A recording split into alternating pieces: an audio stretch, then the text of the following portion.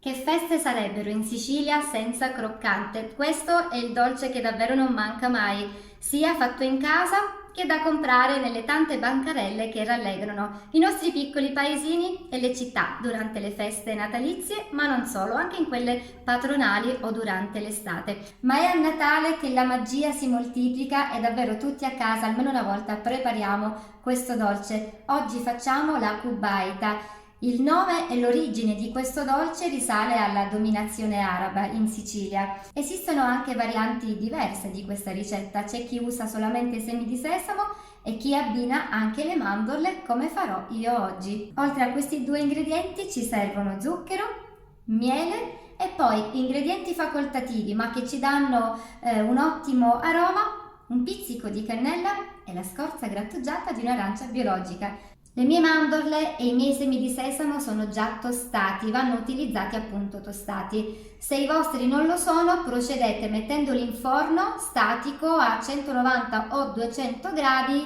per circa 8 o 10 minuti. Attenzione a non scurirli troppo. Ci muniamo intanto di un tegame dal fondo spesso e antiaderente. All'interno mettiamo lo zucchero, il miele. Solitamente preferisco un miele di agrumi, magari d'arancio, questa volta invece è un millefiori.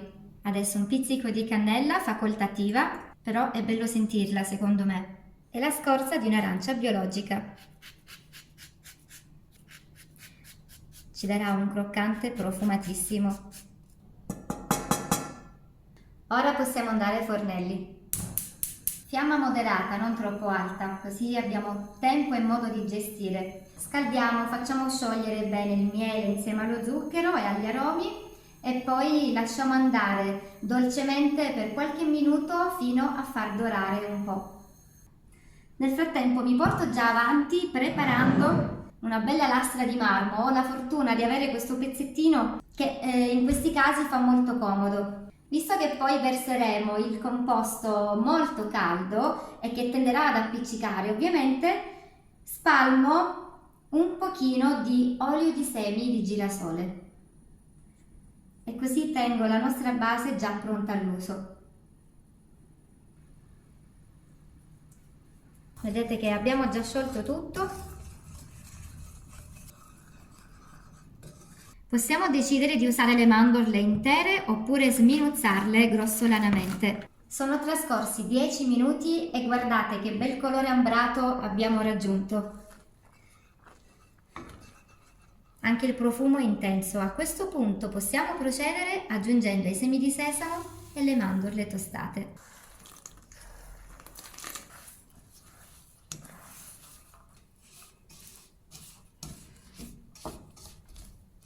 Mescoliamo con cura di continuo e lasciamo andare ancora un paio di minuti.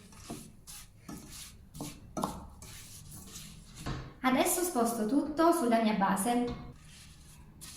Dal momento in cui versiamo il composto sul piano di lavoro dobbiamo essere abbastanza veloci perché si solidifica piuttosto in fretta. Quindi dobbiamo modellarlo per ottenere una sorta di rettangolo con uno spessore compreso tra mezzo centimetro e 1 centimetro al massimo, in base ai gusti.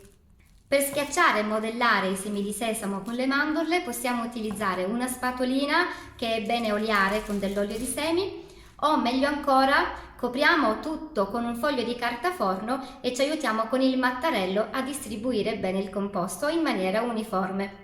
A questo punto il nostro croccante è ancora molto caldo, lo lasciamo intiepidire. Io preferisco tagliarlo quando non è ancora del tutto freddo, quindi non è perfettamente indurito, perché così faccio meno fatica con la lama del coltello. Tuttavia, per non rovinarlo, deve comunque riposare un po'. Mi munisco di coltello con una bella lama che ho sporcato sempre con olio di girasole. Possiamo dare una forma a rettangolo, a quadrato o a rombo.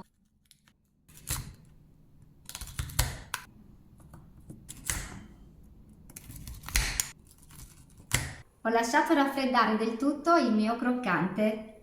Possiamo già gustarlo oppure confezionarlo in piccoli sacchettini magari di plastica alimentare trasparente per fare dei piccoli regali personalizzati, sempre molto graditi. Oppure Li disponiamo i nostri rombi su un vassoio da servire a chi ci viene a trovare a casa, quindi possiamo poi sgranocchiare questo dolcetto tipico nel pomeriggio con le amiche oppure anche dopo cena, magari con un liquore siciliano.